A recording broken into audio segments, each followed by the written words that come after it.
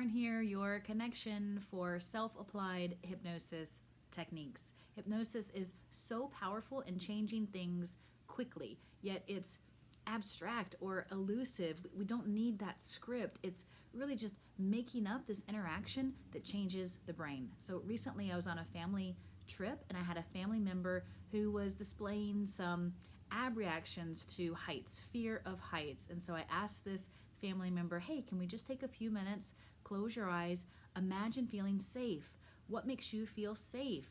And as she got that feeling, then I said, great, feel proud of yourself for finding that feeling. Feel confident within yourself that you can do things, that you can find feelings of choice. And I promise it was just a few minutes, and she noticed immediately that she was no longer feeling this fear, yet she didn't feel conscious that there had been anything said or exchanged. She still thought, what is hypnosis? How does hypnosis work?